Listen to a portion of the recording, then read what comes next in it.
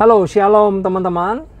Ya, saya senang ketemu kamu dalam video saya kali ini dan channel saya ini. Apa kabar? Saya percaya kamu dalam keadaan sehat dan diberkati Tuhan. Amin. Ya, saya masih pakai masker dan saya akan buka. Kalau saya pakai masker artinya kita masih sedang menghadapi tantangan pandemi virus corona ya. Tapi saya berharap kamu semua dalam keadaan yang baik, dalam perlindungan Tuhan yang sempurna. Amin.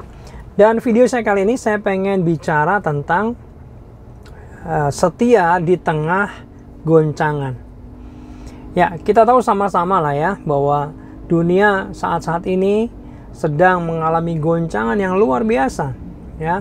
Ya, bukan hanya virus corona yang mematikan, yang sudah merenggut beberapa nyawa gitu ya, tapi ada dampak krisis ekonomi, lalu juga ada isu-isu tentang peringatan bencana alam, pergeseran lempeng bumi, tsunami dan lain sebagainya. Ya, hari-hari ini guncangan terasa sangat hebat dan luar biasa. Oleh sebab itu, melalui sharing saya ini, saya pengen membawakan firman Tuhan, kita boleh setia di tengah goncangan dunia yang luar biasa ini. Mari buka sama-sama di Hosea pasal 6 ayat yang ke-6. Saya akan bacakan.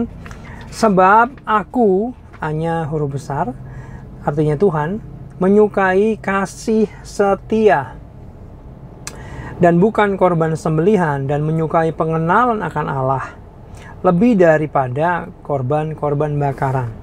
Ya, kalau kamu mau pelajari Hosea 6 ini, maka di situ di ayat sebelumnya maka kita akan temukan bahwa umat Tuhan, orang Israel itu sedang tidak setia kepada Tuhan. Makanya Tuhan bicara bahwa halo umatku, aku menyukai kasih setiamu. Ya, Tuhan menghendaki umatnya setia. Amin. Nah, kalau kita setia ketika semuanya baik-baik saja, semuanya aman, ya semuanya indah, itu gampang, betul ya? Tapi bagaimana ketika keadaan sedang sulit? Pertanyaannya, apakah kita masih tetap setia sama Tuhan? Mungkin ada beberapa dari kamu yang hari-hari ini merasa, doa terus, capek kayaknya nggak ada perubahan apa-apa. Terus berharap sama Tuhan kayaknya percuma deh. Toh gak ngefek apa-apa. Udah berdoa sepertinya Tuhan kok gak tolong. Dan mulai meragukan sedikit demi sedikit di dalam hati. Dan saya percaya firman Tuhan ini buat kamu yang mendengarkan. Ya, saya pengen sharing. Suatu kali, beberapa tahun yang lalu, saya sedang merintis usaha gitu ya. Dan sewaktu itu saya ada di kota Jepara. Ketika saya merintis usaha, awalnya rame, usaha makanan. Tapi lama-lama itu sepi banget. Sepi banget. Lalu saya terus berdoa, terus berharap sama Tuhan. Dan keadaan saya waktu itu benar-benar sulit. Saya krisis ekonomi, saya hampir nggak punya uang gitu ya. Sulit sekali untuk mendapatkan uang. Lalu sebelah saya orang jualan itu, ya, dia bukan anak Tuhan dan jualan makanan juga, dan jualannya rame. Iya, jualannya rame banget. Jadi kamu bisa bayangkan, saya anak Tuhan jualan makanan nggak laku. Sebelah saya persis nempel, itu bukan anak Tuhan jualan makanan rame banget. Hati ini nelangsa, lebay. Ya, waktu itu saya kok ngelihat, kok seperti ini ya. Dan karena sebelah saya ini kenal baik sekali, dia orang baik juga, dia nawarin kepada saya, Jim, mau nggak aku kenalin sama orang pintar yang bisa membuat warungmu, tempat usaha makananmu rame seperti saya.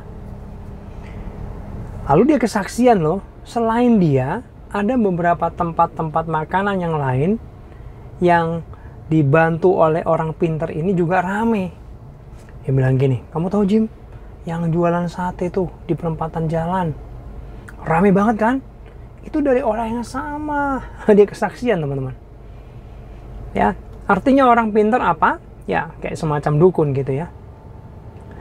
Lalu dia cerita lagi, ini loh tempat makan ini rame banget, juga dari orang yang sama.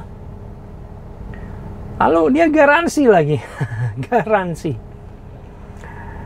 pasti kamu ditolong, pasti kamu rame, udah percaya saya. Bahkan saking baiknya dia, udah nanti aku bantu semuanya, semua biayanya lah, gak seberapa.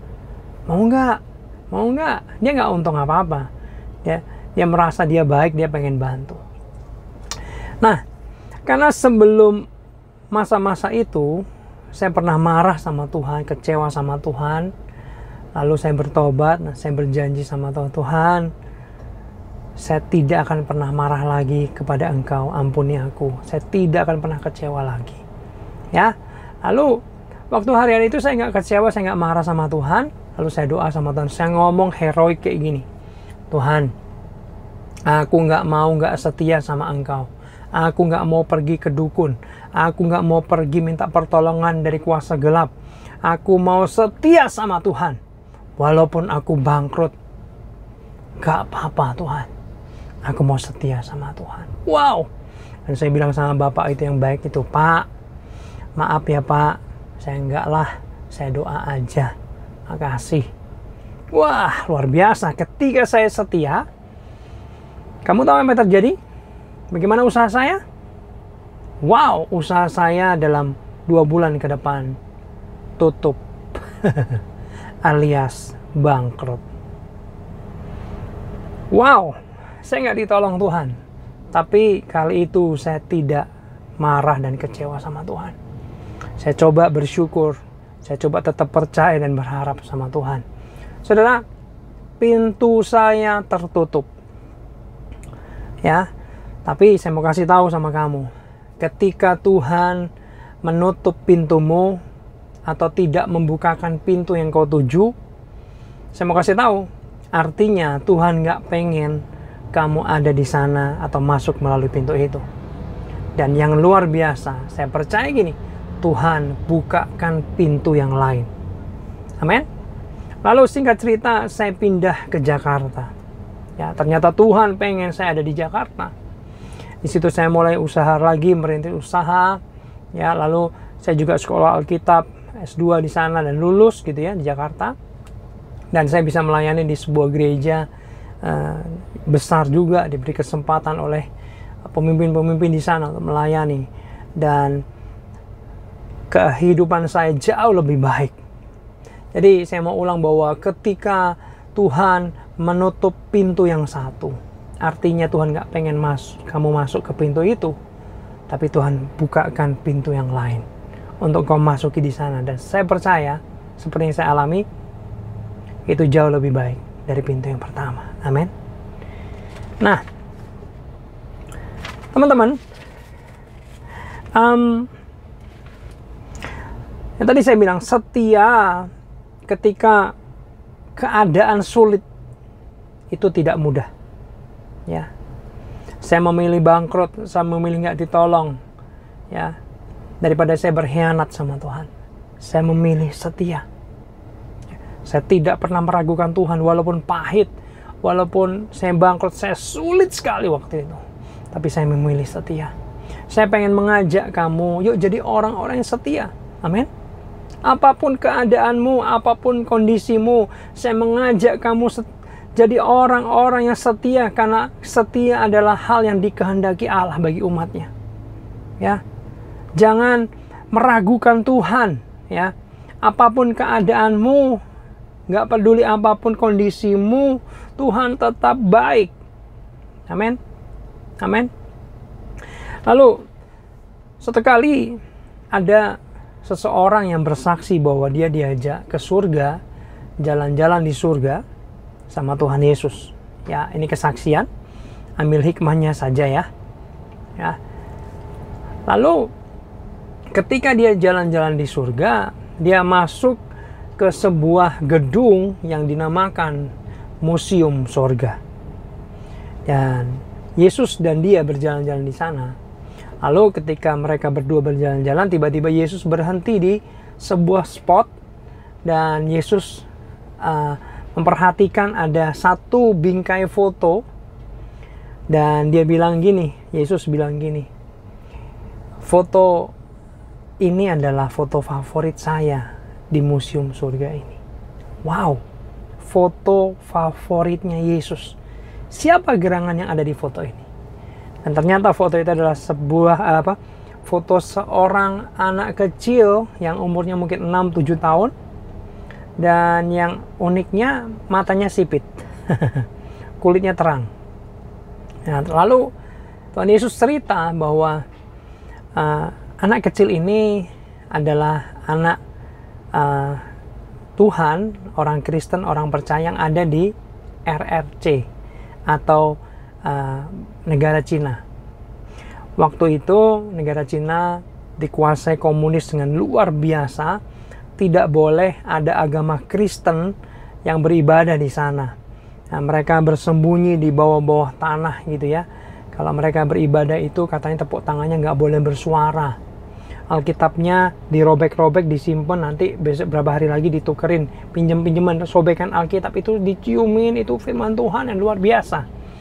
Ya, lalu suatu kali ketika dia, anak kecil tadi, beribadah sembunyi-sembunyi di bawah tanah dengan keluarganya dan beberapa orang-orang Kristen lainnya, tiba-tiba satu pasukan tentara komunis itu mendobrak ruangan itu dan mereka semua didapati sedang beribadah Kristen dan itu dilarang.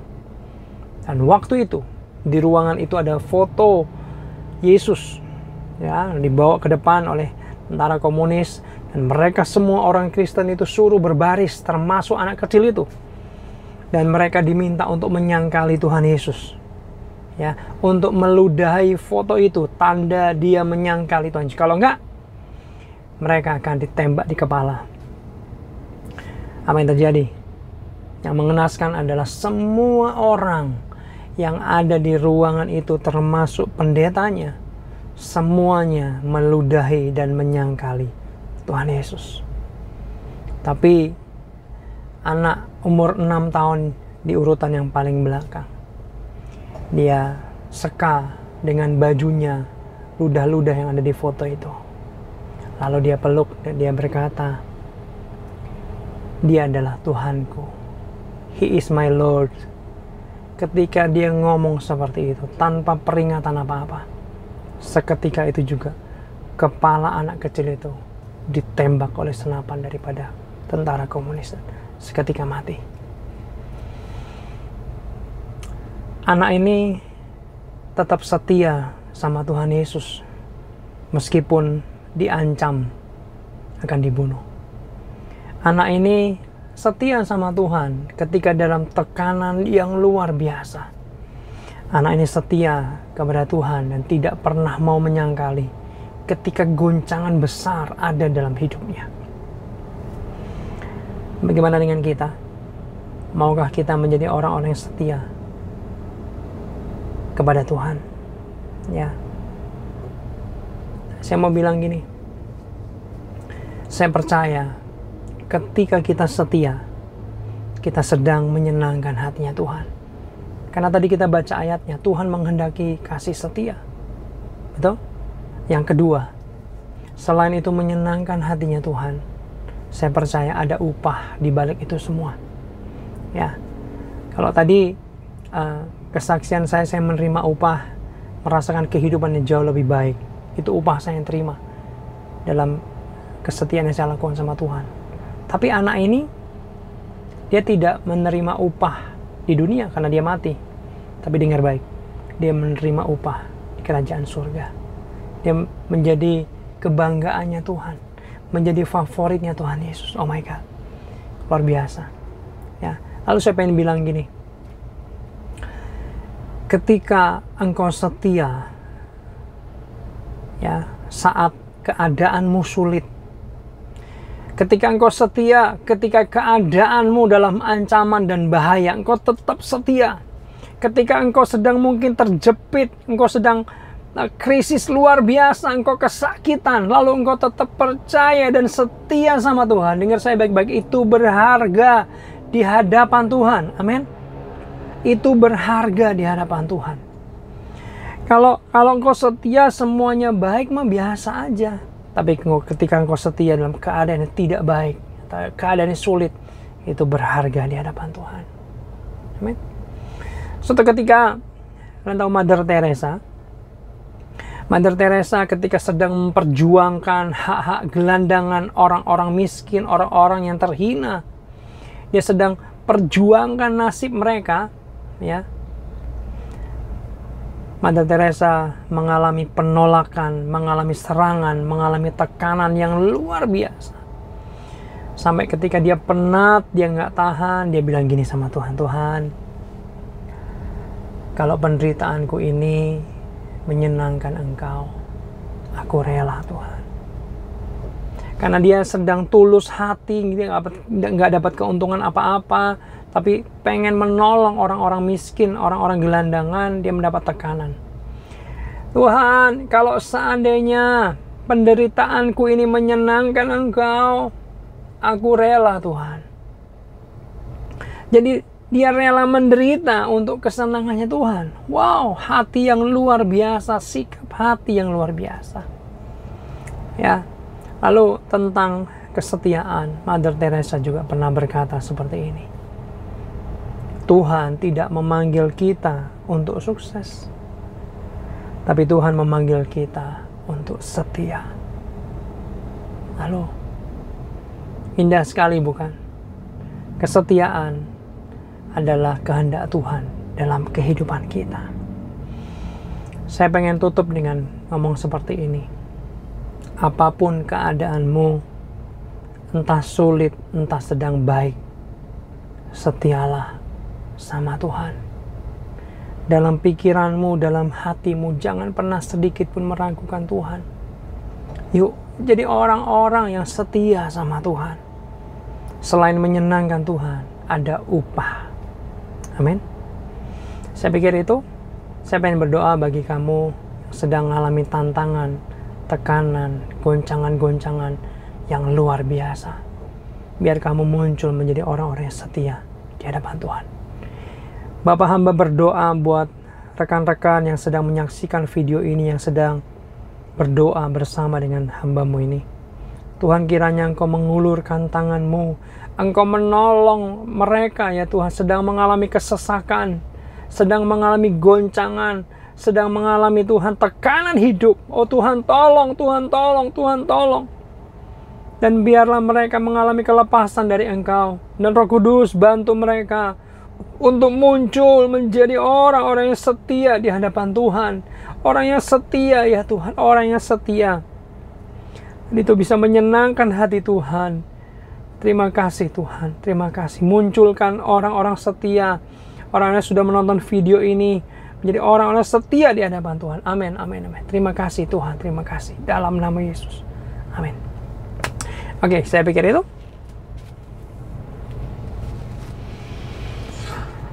Ya, terus pakai maskermu, jaga kesehatan. Kamu bisa terus sehat, maju Indonesia. Ngomong apa ya? God bless you.